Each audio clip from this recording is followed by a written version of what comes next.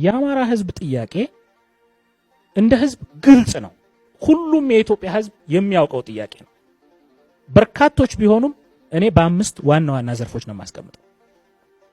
ስለዚህ የአማራ ክልል ፕሬዝዳንት ከበደ ይሁን ማሞ ይሁን ተሰማ ይሁን ማንም ይሁን እነዚህን ጥያቄዎች ወደ ኋላ መቀልበስ የሚችል ምድራዊ ኃይል አለ ብዬ አላስብም። ይሄንን በደንብ ህዝቡ መገንዘብ አለበት። ምክንያቱም ጥያቄው የግለሰብ ጥያቄ አይደለም፣ የህዝብ ጥያቄ ስለሆነ ማለት ነው። የመጀመሪያው ህገ መንግስቱን ማሻሻል። ለምን ከተባለ የአማራ ህዝብ አልተወከለም በወቅቱ እንደ ህዝብ። ሌሎች ብሔረሰቦችም ያልተወከሉ አሉ። አሁን ምናልባት ፈራተባ ስላሉ ነው እንጂ ድምጻቸውን ወደፊት ቢያመጡት ከአማራ ህዝብ ጎን ቆመው ህገ መንግስቱ እነሱንም እንዲወክላቸው ተደርጎ እንዲሻሻል መደረግ አለበት የሚል እምነት ስላለኝ ማለት ነው። በህገ መንግስቱ የተካተቱ ሐሳቦች፣ ትርክቶች አንድን ህዝብ ታርጌት የሚያደርጉ ስለሆኑ ለሀገርም ስለማይበጁ እነዚህ መሻሻል ስላለባቸው አንዱ የአማራ ህዝብ ጥያቄ ይሄ ነው። ይሄ ድርጅት ጥያቄ አይደለም። ይሄ አንድ የፖለቲካ ድርጅት ጥያቄ አይደለም። ይሄ የአዴፓ ጥያቄ ብቻ አይደለም። ይሄ የአብን ጥያቄ ብቻ አይደለም። ነገም የሚፈጠር በአማራ ህዝብ የሚደራጅ ማንኛውም ፓርቲ የሚያነሳው ጥያቄ ነው። ምክንያቱም የህዝብ ጥያቄ ስለሆነ። ስለዚህ ይሄንን በጥሞና ማዳመጥ አለበት። የፌደራል መንግስቱ ለመመለስ መሞከር አለበት። በአንድ ቀን አይመለስም፣ በሁለት ቀን አይመለስም እናውቃለን። ነገር ግን እውቅና ሰጥቶ እየተሰራ እንደሆነ ለህዝቡ ማስረዳት ያስፈልጋል። ማጨናገፍ አያስፈልግም የሚል እምነት አለኝ። ሲሻሻል የብዙ ብሔር ብሔረሰቦችም ጥያቄ ስለሚመለስ ጥያቄው የአማራ ህዝብ ጥያቄ ብቻ ሳይሆን የኢትዮጵያ ህዝብ ጥያቄ ነው ብሎ መውሰድ ይቻላል። ሁለተኛው በሌሎች ክልሎች የሚኖሩ ኢትዮጵያውያን አማሮች ራሳቸውን የማስተዳደር የመወከል በፖለቲካ በማህበራዊ በኢኮኖሚ ዘርፍ የመጠቀም መብታቸው መረጋገጥ አለበት። በእውነት አማራ ክልል በዚህ አጋጣሚ ሊመሰገን ይገባል። ለሁሉም ብሔረሰቦች እውቅና ሰጥቷል። ብቸኛው በሀገራችን በምክር ቤት ለልዩ ልዩ ብሔረሰቦች መቀመጫ ወንበር የሰጠ እጅግ ዲሞክራሲያዊ የሚባል ክልል ቢኖር አማራ ክልል ነው፣ ህገ መንግስቱ ከጸደቀ በኋላ። ሌሎቹ ክልሎች ከአማራ ክልል ይማሩ ነው። አማራ ክልል ያደረገውን ነገር ሌሎቹ ክልሎች ማድረግ የተሳናቸው ለምንድን ነው? በሌላ ክልል የሚኖሩ አማሮች፣ በሌላ ክልል የሚኖሩ ሌሎች ብሔረሰቦች እንደ ቁጥራቸው በሚኖሩበት አካባቢ የሚወከሉበትን ስርዓት የፖለቲካ ስርዓቱ ሪዲፋይን ተደርጎ እውን የሚሆንበት መንገድ መረጋገጥ አለበት። ሁለተኛው ይሄ። ሶስተኛው የማንነት ጥያቄ ነው።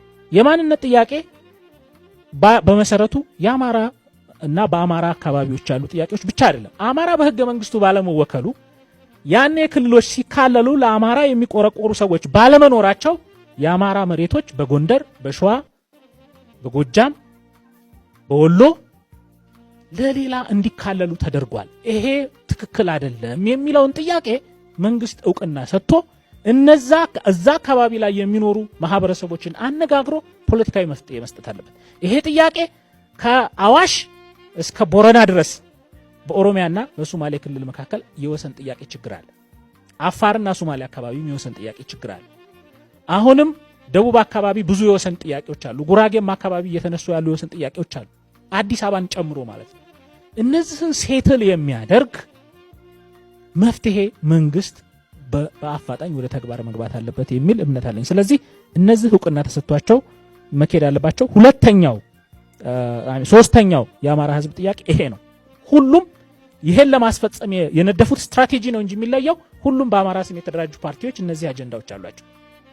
ሶስተኛው የተዛቡት ታሪኮች፣ ትርክቶች መስተካከል አለባቸው። አማራ አገር በመገንባት በማቆየት አጥንቱን ደሙን በመከስከስ ይችን አገር በማቆየቱ እንደ ትምክት እንደ ጨቋኝ ተደርጎ በሰነድ የአማራ ገበሬ በሚያዋጣው ግብር ማንዋል እያዘጋጁ የአማራን ህዝብ ሲያዋርዱ ኖረዋል። ይሄ መቆም አለበት። ይሄ መቀጠል የለበት። ይሄን የሚፈቅድ የአማራ ህዝብ የአማራ የፖለቲካ ድርጅት የለም ከዚህ በኋላ። ይሄ ወደ ኋላ ሊመለስ አይችልም። ማንም ቢሞት፣ ማንም ቢገደል፣ ማንም በወንበሩ ላይ ቢቀያየር። ስለዚህ ይሄ የህዝብ ጥያቄ ስለሆነ ሌላውም ብሔረሰብ ማጤን አለበት። የአማራ ህዝብ ወዳጅ፣ የአማራ ህዝብ አገር ያቆመ አብሮ የወደቀ ህዝብ ነው እንጂ ፖለቲከኞቹ እንደሚሉት ጨቋኝ ወይም ወራሪ ወይም ትምክተኛ ወይም ነፍጠኛ የሚሉት አይነት የአማራ ህዝብ ባህል፣ እምነት፣ ሞራል፣ ልዕልናው ራሱ ይሄንን አይፈቅድም።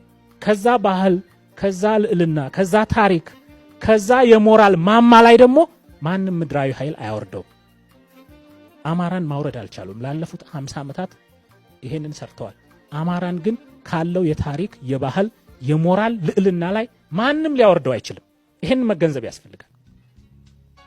ስለዚህ ይሄንን እውቅና ሰጥቶ መሄድ አስፈላጊ ነው ማለት ነው።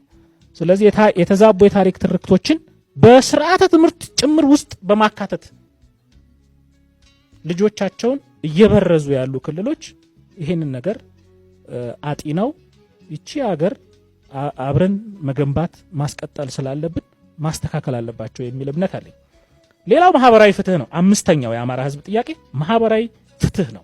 በየትኛውም ቦታ አማራ ወይም ሌላውም የኢትዮጵያ ህዝብ በየትኛውም የኢትዮጵያ አካባቢ በኢትዮጵያ የግዛት ድንበሮች ውስጥ በነጻነት ከሌላው ብሔረሰብ ጋር እኩል ተጠቃሚ ሆኖ ይኑር ነው። ይሄ በመሰረቱ ዲሞክራሲያዊ ነው።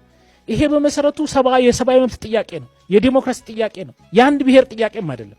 ስለዚህ ይሄ ሲመለስ ሁሉም ብሔረሰብ ስለሚጠቀም አምስቱ መሰረታዊ የአማራ ህዝብ ጥያቄዎች ወደ ኋላ ይቀለበሳሉ የሚል እምነት የለኝም። የፌደራል መንግስቱ እውቅና ሰጥቶ በዚህ ላይ መስራት አለበት የሚል እምነት አለኝ።